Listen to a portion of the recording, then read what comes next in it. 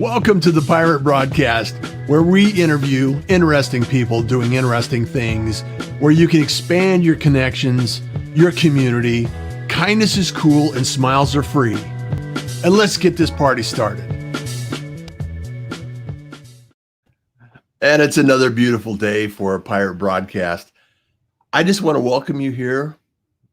Pirate Broadcast is here to interview interesting people doing interesting things and to kind of discover along the way about, the journey, where people are going, and also create a little empathy and understanding in what people are experiencing these days. And, today we have someone that has a high degree of understanding in the emotional intelligence and the branding and the marketing field.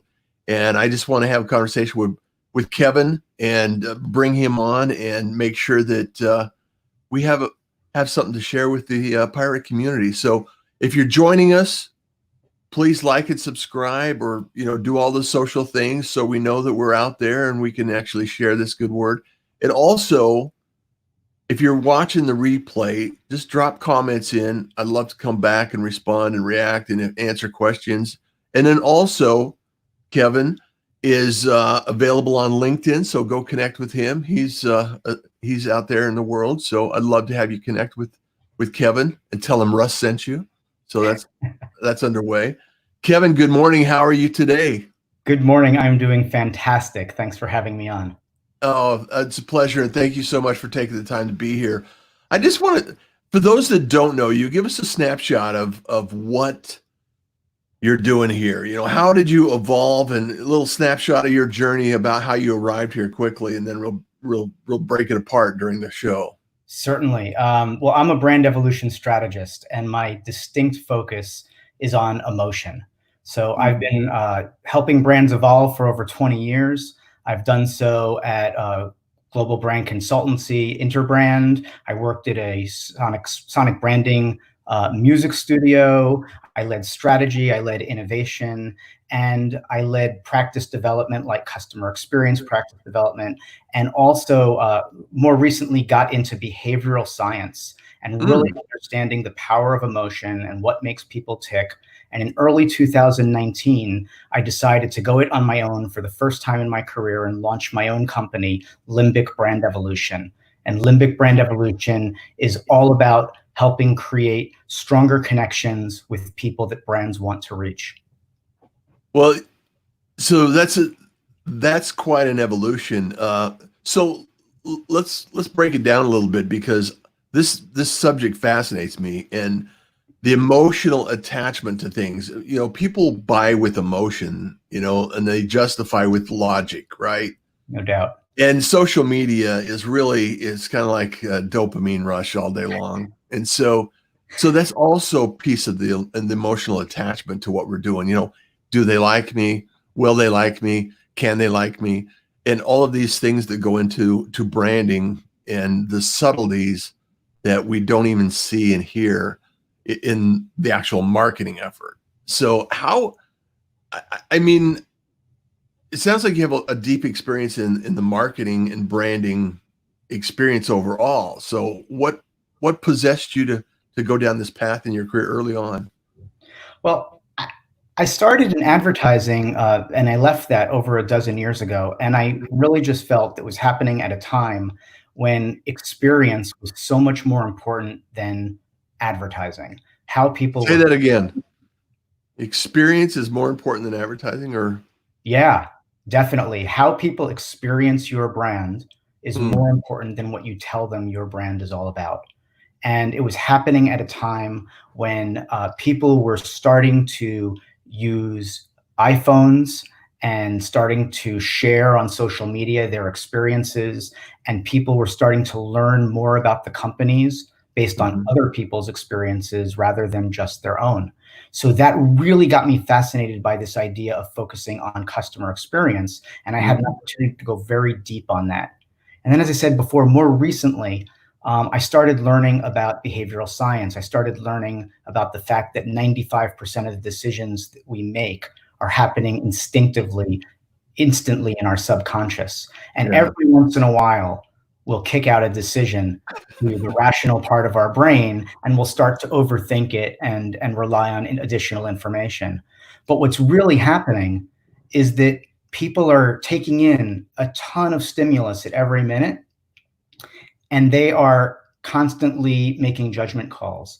Then I started correlating that to other data. There's data out there that says emotion is the largest driver of loyalty in the customer experience. And what that means is that how somebody feels after an interaction with your brand has the strongest influence on whether or not they're going to come back for more, whether they're going to tell their friends it was a great experience or a bad experience. Yeah. It's really going to influence behavior. So that became a focal point for me. I started getting obsessed about it, fascinated by it, learning more about it, and truly realizing that since the dawn of advertising, everybody's saying, let's focus on the emotional part of the brief, but they haven't really been doing it as well as what's talked about. So I wanted to go into that field. I wanted to be distinct in that field and have an opportunity to help CMOs and brand leaders get smarter about it and turn emotional insights into a competitive advantage. I know that one of the examples I always have enjoyed looking at is the contrast between the way Apple, creates an experience, and they happen to build computers, versus the PCs have a great PC, and they talk about the PC, not the experience of the PC. Yeah. And that's an example that I can think of off the top of my head. Do you have some other examples that might be top of mind for some people? Like Nike is a good one. Just do it. It was one of the emotional attachments, just to motivate people. Are there some others out there that you're really top of mind? Or? Well, what those brands are actually doing for people is they're bringing them into an experience.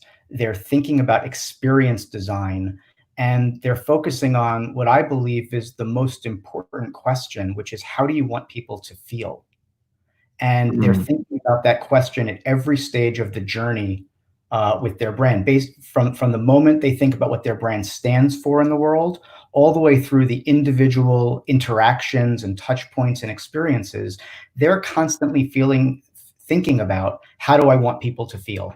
And if you do that and you respond to what people's desires are, what people's needs are, unmet needs, subconsciously unmet needs, their frustrations, you're going to open up opportunities to reach them in ways that really go about making their life better. And in my business, I believe, and the sort of the foundational principle of everything I do in business for brands is based on a belief that brands should exist to make people's lives better. And either they're doing that or they're not doing that. They're doing that as a company from their foundation, or they're not doing that, or in the individual experiences that they have. So I was in a conversation with someone recently who asked me what my feeling was on the difference between brand purpose and brand strategy, because brand purpose is getting a lot of recognition lately. Sorry? A lot more attention. A lot more attention lately. Yeah, brand purpose is getting a lot more attention lately. And, a lot of times people think about brand purpose and they think about brands that are going outside of their core to do things for the world, which is super important. Brands that have an environmental purpose or something that's outside or almost extracurricular. But I actually believe that brand purpose should be rooted in why a brand exists in the world. And everything they do should emanate out of that purpose, and they should align themselves around that purpose. And that gives them the flexibility to serve people in ways that are incredibly important, and even make adaptations to the way they serve people based on new environments and new situations that emerge in the world, like what we're going through right now, is changed things dramatically for people and created a lot of stress for individuals and businesses. And there are some businesses and brands that are leaning into their purpose to know how to handle the situation. Well, and I think that you bring up a great point, because brands that have a purpose and know their purpose and are very clear on their goal and their mission and their purpose, I believe would have a better influence in the market when there's a lot of tension, a lot of confusion, and a lot of um, change.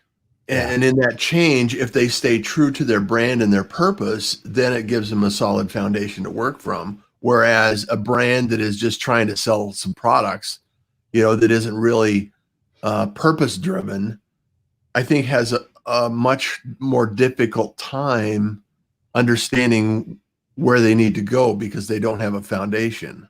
Is that a safe assumption, or is that?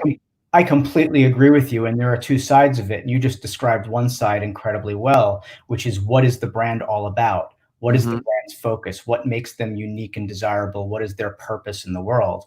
The other side of it is understanding their customers and their customers' needs and frustrations, and where they could make a difference in their customers' lives.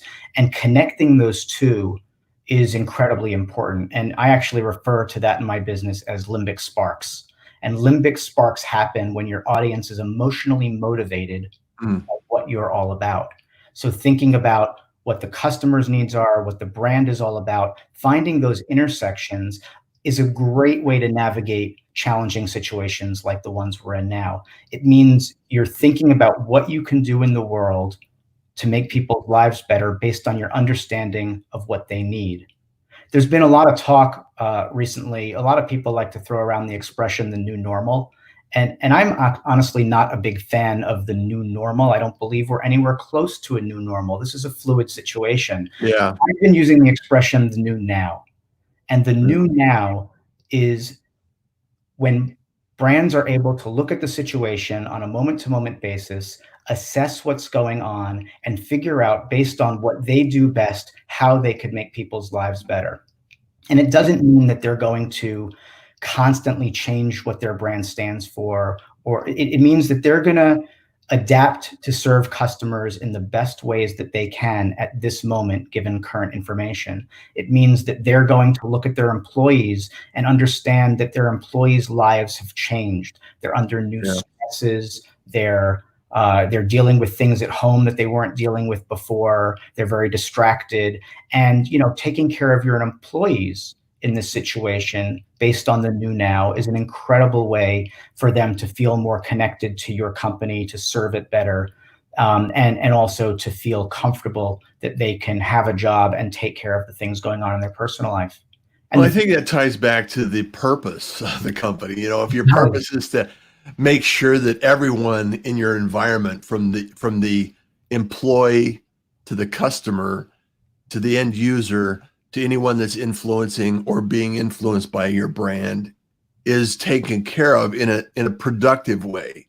Yeah. I think that really speaks volumes to the companies that can understand and actually amplify those purposes across the environment that we're living in right now.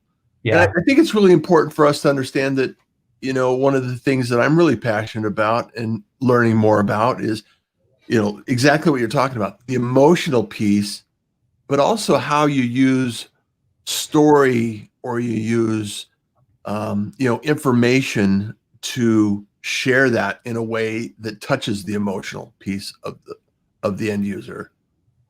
Yeah, it's great that you bring that up, because I also have a little bit of a struggle with the difference between emotional and rational benefits.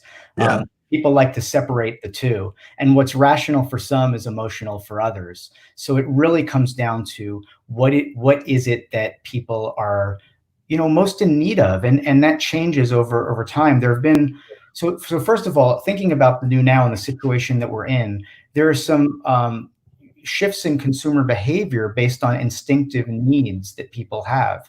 People want to have a sense of assurance and security. People want to know that they have control over their situation. People want an emotional release so that they can, just unwind a little bit. And those three pieces of data comes from a behavioral scientist named Will Leach, who does a lot of research on this subject.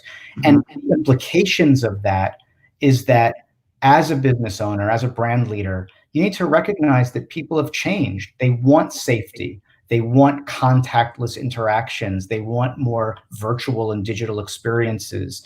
They're more cost conscious at the moment. And that's led brands to actually create new ways of interacting with people that solve new emotional challenges that have emerged. So for instance, Planet Fitness had, like many other gyms, released online exercise and workout videos so that people can stay fit while they're at home and not in those environments. Audible, as a brand, released a lot of free downloadables for students who wanted to keep up Zoom on it. stock went up. Yeah, Zoom. I mean, Zoom is incredible because, like, how many of us were on Zoom 5 months ago? A lot in business, but now the world is on Zoom. Yeah. And what they did first, which is absolutely amazing, the first thing that they did was they opened up their platform to schools and made it possible for educators to connect with their students. My wife is a third grade teacher, and within a week of not being able to go back to school, she was able to get on Zoom. And since then, every single day, she has a 2:00 meeting with her third graders on Zoom and does individual exercises with smaller groups. So that is so awesome. Address new needs. One last one, which is one of my favorites, is I've never heard of the brand Wall that has hair clippers before, but I was having an emotional challenge. I was starting to look like Ralph Macchio in the Karate Kid a few weeks ago, and I found that Wall actually has on their website instructional videos on how to use hair clippers to have a great haircut. And I don't think I have a great haircut right now, but it's better than what I had 2 weeks ago. I think I'm doing okay. I think it's working for you as well. It's definitely working for you. But what I was psyched about is that I was able to purchase this and feel comfortable that I wasn't going to mess things up too badly. Yeah. And that was an emotional. It's that emotional attachment. It's that outreach that I think, their purpose is to help you. Yeah. I think that's the strong message.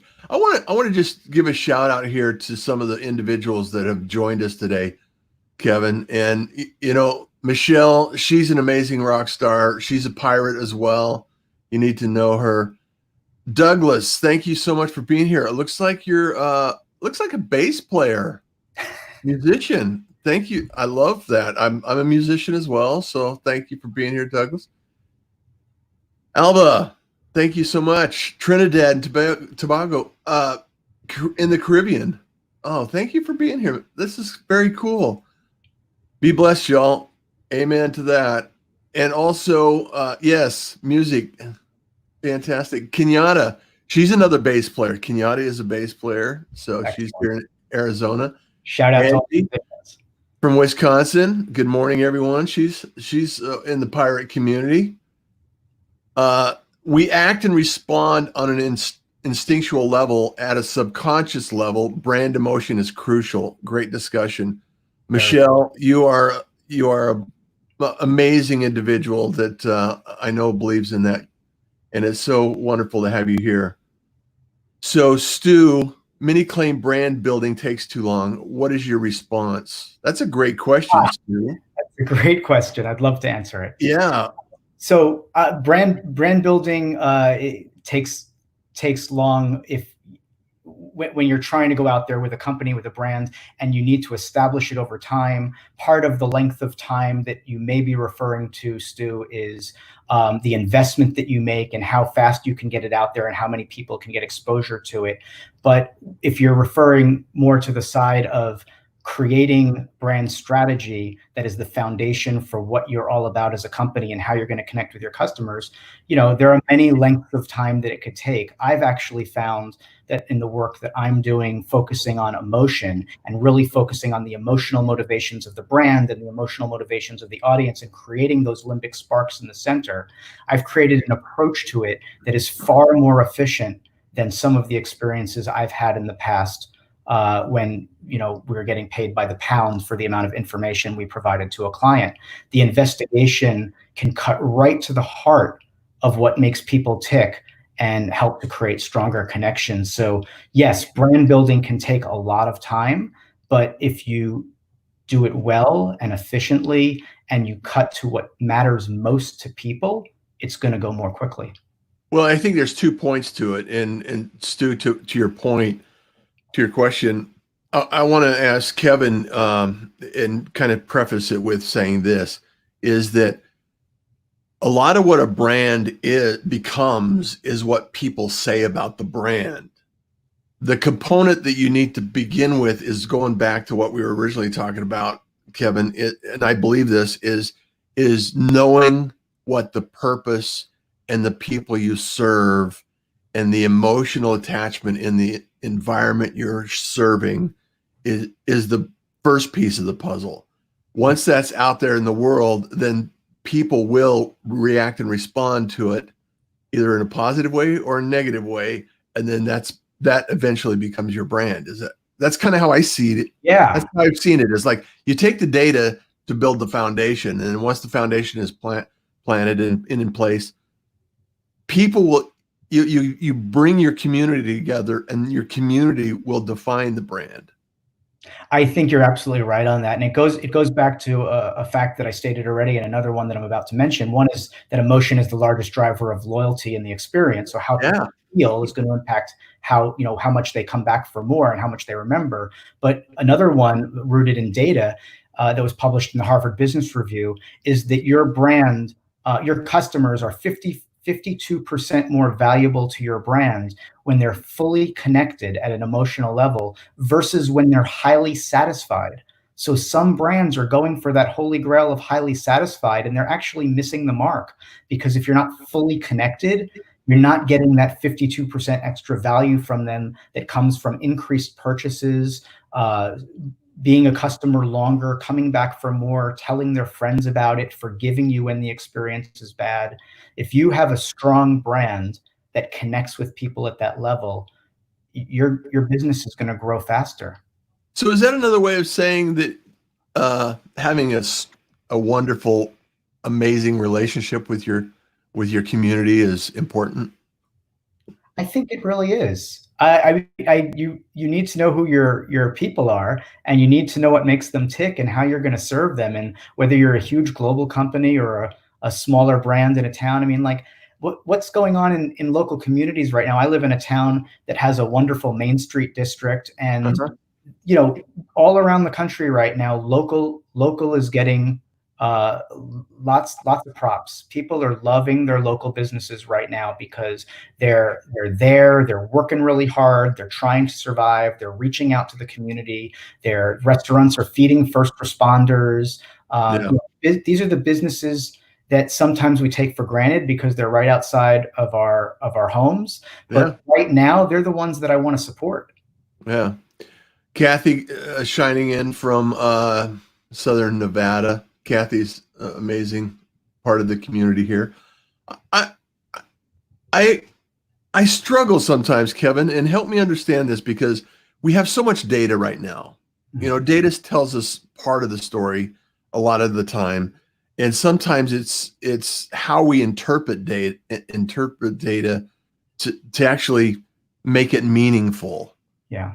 And that's kind of a science and an art at times. It's like, okay, some indicators can tell me that, okay, let's just take social media as a general platform and say, okay, well, I can have a lot of users, and out of those users, some people will like me, or some people will be attracted to what I'm doing, or they'll react and respond to what I'm doing.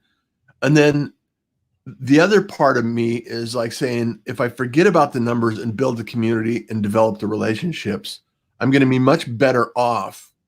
It kind of goes back to Kevin Kelly's philosophy of 1,000 true fans. It's this idea. I don't necessarily need, like Lululemon, they're very specific in their brand. They have they're a very focused purpose in their audience, in their community. And, they're not necessarily Nike. However, they have a very dedicated audience that like their material, they like their clothing line.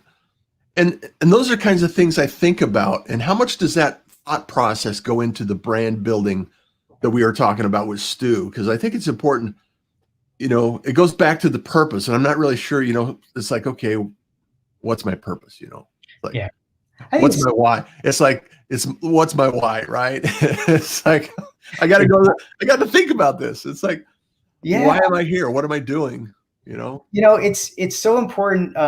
You started the conversation with data and that there's so much data out there. And, data isn't always accurate. Sometimes it's asking the wrong questions or measuring the wrong things. And well, it's only as good as the questions you ask, right? exactly. And sometimes it's actually not measuring the way we're actually going to respond. As I said, I've done a lot of work with behavioral science type research and neuroscience based data.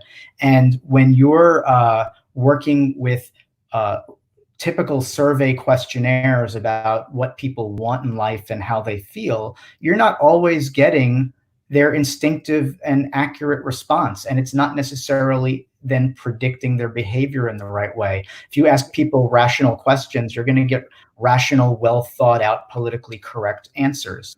If you use research techniques or questioning techniques to tap into people's psyche and subconscious, you start tapping into their intrinsic motivations by understanding, what they really truly care about, either by asking the right questions or using behavioral science research techniques that tap into the subconscious. You're going to find things out that'll change, and it'll change the way you go about understanding them. It'll change your predictions of what the future holds, and the ways that people respond to different things. It's fascinating. You have to be inquisitive and know what questions to ask to get to the right answers. Yeah. So how has this experience made you feel, Kevin? Well, kindness is cool, and you've been great. So I'm really excited to be here. I'm enjoying getting to know you, and I feel like I'm on the couch.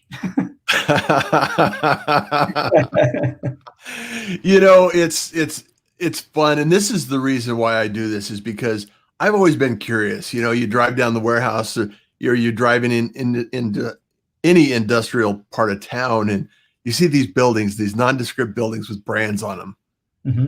And you know that it's moving America. It's moving the culture, it's moving the community. They're creating something that is useful in the industry, or in life. And it's like, I wonder, how did that happen? What do they do? Who do they serve? What do they make? And all these things. And it's kind of the same thing. It's like bringing a conversation like this to the table, I think, is so important for people to understand that there's so many dimensions to our life and so many things that people do that bring value to the world, that we can never underestimate the importance of everyone in the community, in the world. And we all have a gift. We all have a message. We all have something that we can bring value to. And when you appreciate the fact that we're all in it together and we're all working together in this direction, we're all part of the same puzzle. So have a little empathy, have a little kindness. So yeah, and I truly believe that the businesses and brands that appreciate the words you just said and lean into that, I think they're going to be remembered going forward. I think there's going to be a shakeup of brand loyalties, and coming out of the situation that we're in right now, there are going to be brands that emerge that are going to be fan favorites, and some that'll fall back based on their actions or lack of action. Absolutely, absolutely. So if you had to list something, what's your superpower? What's my superpower? I'd say it's understanding what makes people tick and understanding how to apply that to the way that their brands could become more appreciated for what they're all about. So it's alignment of philosophies? It's alignment of philosophies, and it's helping bring out the best in the brand, and connecting with the people that would most appreciate it. I love it. I feel like it's really time for business leaders and brand leaders to get serious about emotion. And if they do, and if they think about questions like, how do you want people to feel, and let the answers be their guide, they're going to go a lot further as a business. Yeah. I can't agree more. Well, thank you, Kevin, so much for being here. I really appreciate you and the time you've been here. We got a couple more people. Stu, yes, it took time. He's there. Arcot, thank you. Cheers, everyone. Hello to all. Gabriel, Always amazing, Gabriel. If you're not connected to Gabriel, always good Wednesday. Life is wonderful and the world is a beautiful place because of people like Russ Johns. Thank you, Gabriel. Love you, brother. It's great. So, as you know, and as we always share on the Pirate Broadcast, kindness is cool. Smiles are free. And you enjoy the day. Thank you for joining the Pirate Broadcast. If you found this content valuable, please like, comment, and share it across your social media channels. I would love the opportunity to help others grow in their business. The Pirate Syndicate is a platform where you show up, we produce the show. It's that easy. If you want to be seen, be heard, and be talked about, join the Pirate Syndicate today.